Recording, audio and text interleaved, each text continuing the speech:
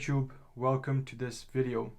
In this short series, I'm going to be taking you along on a journey where we're going to be building a web application from the ground up. I'm going to show you everything that comes along the process of building a web applications, the challenges that you might face, and a lot more. For this series, we're going to be using the Laravel framework. Now, there's many web frameworks out there that you can use. There is Next.js, you've got Django, Laravel is one of them, and it's probably one of my favorites because it's the most complete framework in my opinion. It has everything that you need in order to build a web application. It has a great ecosystem. So before we get started, let me show you the tools that you're going to need for this job. So first of all, I'd highly recommend downloading Laravel Herd. So what Laravel Herd is, it's a package of all the necessary components that you need in order to run Laravel. That includes Nginx, which is a web server. That includes a DNS mask and all the different PHP versions. All you need is just to download this package and upload it to your computer, install it on your computer, and that's pretty much it. You don't need to do anything else.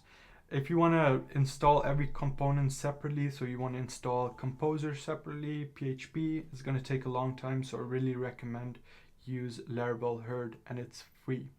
If you want a Windows version, you can press this button and that will take you there. Once you've got this installed, the next step is to look for an IDE, which is a fancy word for a code editor. Now you could use your default computer's code editor like Notepad on Windows, but that doesn't work very well. So I highly recommend that you download Visual Studio Code, which is specially made for programming. It has a lot of tools that can help you make it even better with plugins and that sort of stuff. It also highlights your code, which is really helpful. So make sure you install this. I've already got these both installed. And the third thing is optional, but I do recommend it, which is a Github Desktop application. You can download that right here.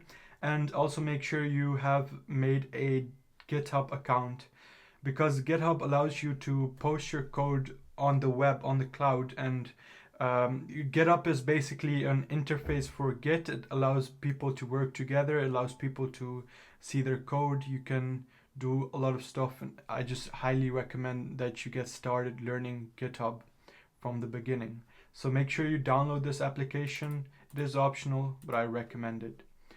That is pretty much everything that we're gonna need, and after we've installed everything, let's open it up. So first of all, I'm gonna open up Herd. Open your applications, and then we're gonna find Herd right here. Let me just open it, and when you open it, you're gonna see that now you have this icon on the top right. When you press this icon, it shows you the various services, so make sure that they're all green. And if PHP FPM doesn't show up here, just click on settings, and in settings we're going to go to PHP, and make sure you install at least one PHP version. Make sure it's at least PHP 8.1 or above. I recommend using PHP 8.3. Just click on install and just enable it. That's pretty much everything that we're gonna need for this part, and let's see, what else are we gonna need? The second thing is to create a new folder called projects. As you can see, I already created it, and it's just an empty folder. That's fine. This is the folder where we're gonna store all our projects, and make sure you add your folder to Laravel Herd so it knows where to look for your project. To do that, come to the general section, click on this plus icon, and we're gonna go to this project folder, and we're just gonna click open. Make sure it's this folder in your desktop, the projects folder that we have right here. Just click on open, and that will add it here, and it will look for new projects that are created inside this folder. Now that that's done, make sure your settings look like this over here. You have the VS Code IDE, and we can get out of here.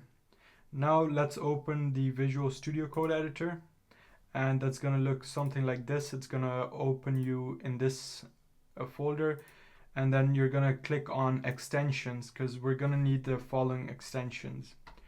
First one I recommend is getting the GitHub Copilot extension. It's pretty much an AI assistant that helps you guide when programming. It will suggest different things, and if you like the suggestion, you can take it. So you can install this GitHub Copilot Chat. It's optional. I personally never use this, but maybe you like it. It's similar to ChatGPT in your code editor. Then you're gonna need the Laravel Blade snippet, and you're gonna need the Laravel Extra IntelliSense plugin. So make sure you install all these plugins. After you install them, there should be a button to restart your IDE, and then just go ahead and just quit it or click on that restart button and start it right up. When you've got that done, let's go ahead and build our first Laravel project. In order to make our first project, let's go to the Laravel documentation, and we're going to click on documentation over here, and it's going to explain a bunch of stuff about Laravel. Now we're going to copy this command because this command will create our first app. So go ahead and copy this command, and we're going to open your terminal. So look for terminal. To open your terminal, it's going to look a little like this, and this is going to be our terminal, and this we're going to create our project. But before we can do that, let's verify that we have PHP installed. To do that, type in php-v, and that's going to return our PHP version, which is 8.3. If it doesn't return a similar message to this, that means PHP is not installed. And now let's also verify that Composer installed. Just type in Composer, hit enter. It's going to return something like this. Now, if PHP or Composer aren't installed, click on the Herd icon. Try changing the PHP version from this drop down here, or you can install more versions from the settings tab. And if that doesn't work, then try to restart your computer, and once it restarted, just open up Herd again, and that should solve the problem. Now let's clear out of this, and we're gonna go ahead and go to the desktop folder, and in the desktop folder we're gonna open our projects folder where we're gonna create all our projects. And CD stands for change directory. So we're going to change directly into our projects. It's going to look like this.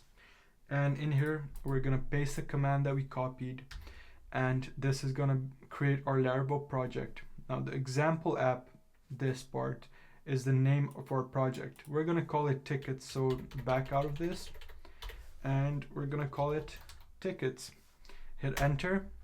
And it's going to go ahead and create a brand new Laravel 11 application for us. If everything looks like this, that means it's installed successfully. Open your projects folder, and you'll see a brand new tickets folder has been created.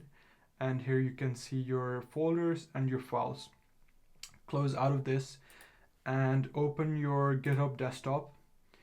And in here, we're going to clone this project, and we're going to upload it to the cloud, to the GitHub interface.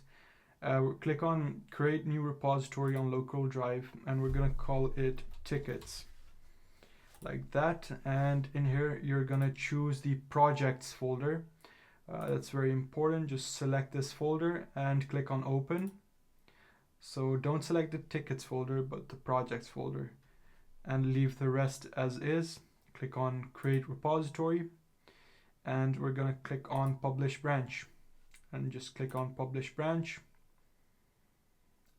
and click on view on GitHub.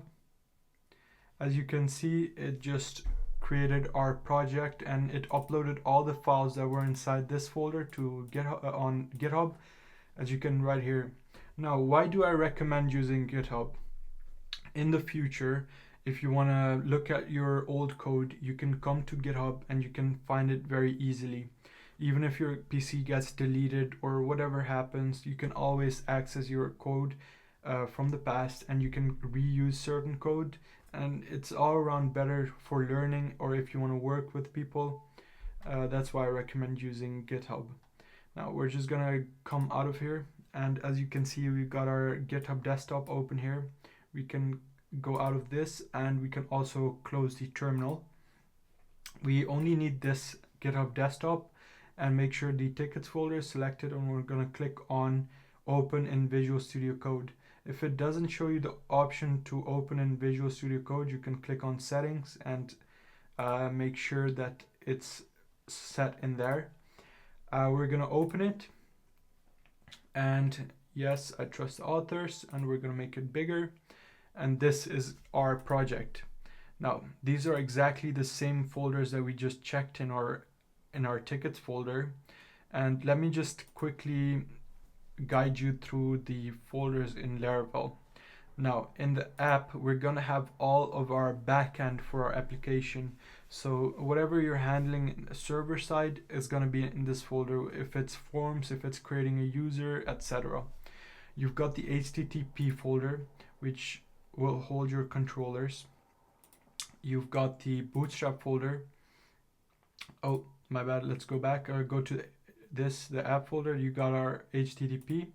Now in models, we have all our different entities or different components. So like, for example, user, if you want to create products, you can create a product model. We're going to come back to this later. It's a very important component of Laravel. Then you've got providers. Now in Laravel 11, you only have one provider, and it looks like this. And we're going to look later at what this does and how we can use it.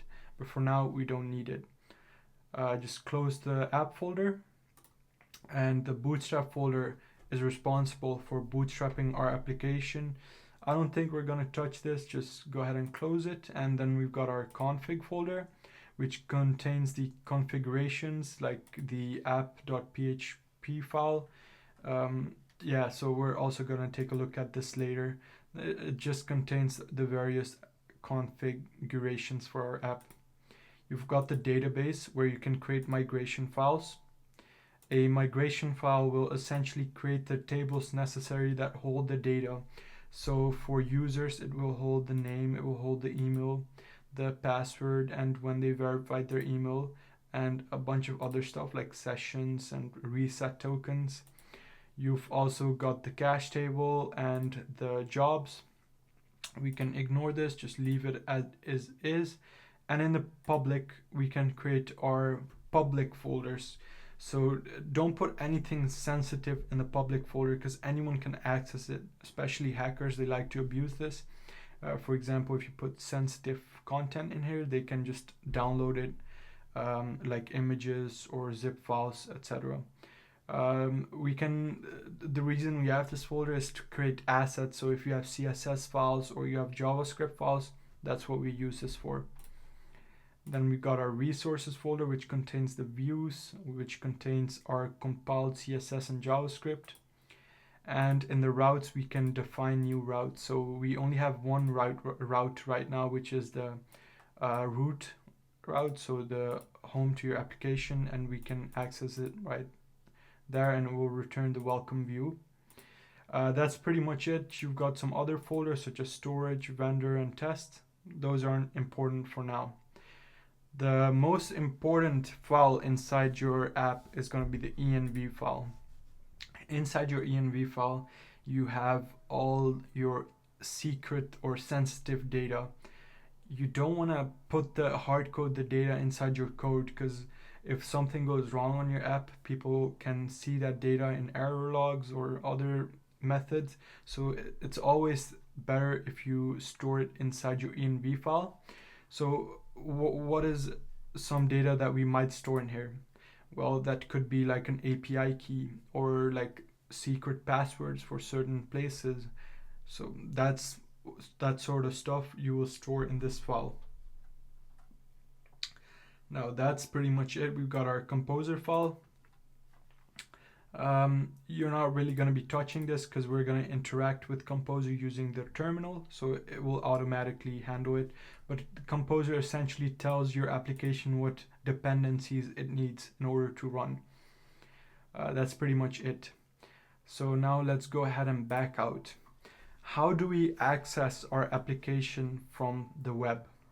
You might be wondering. So we can just open a new browser, come here, and then we're gonna go to http and we're gonna go to tickets.test. Make sure you add HTTP semicolon / because on Safari it doesn't know if it's a domain or whether you're searching something. So hit enter and our application is right here. This is what Laravel looks like by default. It tells you the version. We're on version 11, PHP 8.3. So that is pretty much it. We have got our application running. In the next video, I'm gonna dive in deeper into the code. We're gonna be creating new routes and do all kinds of exciting stuff. So if you're interested in that, just stick along and go to the next video. Thank you for watching, and I'll see you next time.